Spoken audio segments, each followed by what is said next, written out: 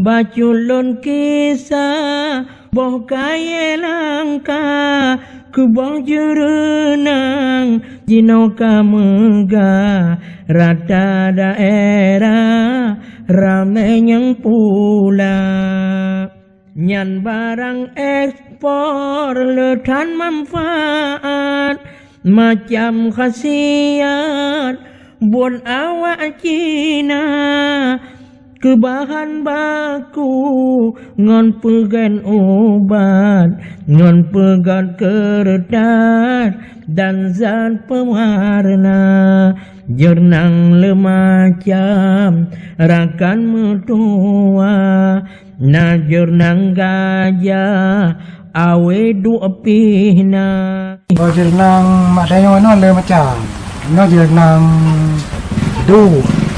jernang gajah jernang pade, naik ke jernang pate alam. Yang jernang super, yumpi menghaitat, si kilo berat, pertoh Rp5. Hama penyakit, wajib tak juga, ulat pengisap, pucuk yang muda.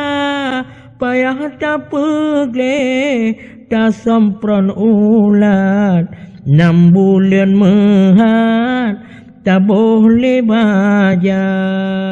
Biasa menjalankan putih 2 kilo. Kita waktu. Payah tak pegle tak sempron ulat 6 bulan mehat tak boleh baja.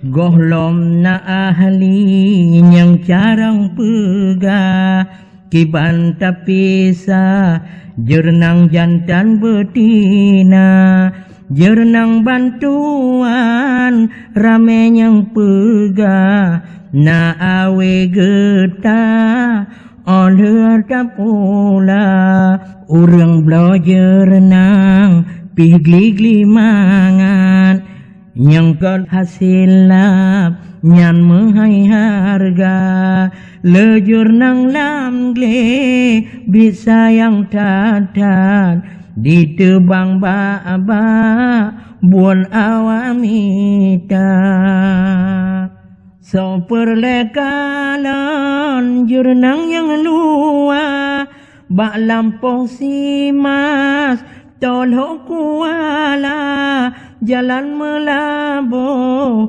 bak kilo 5 6 hektar jernang semua ladom bak jernang ada bantuan cip bak binehmon getamon pula bak tanya wahana bak gop lagenyan cukup tak sayang yang menancara lam lampu coklat tak pula jernang muji pipanya ratro si dupa nanyang si kilo lam saboh karang na puata panen yang luah pula bakji muduro boh pi mekurap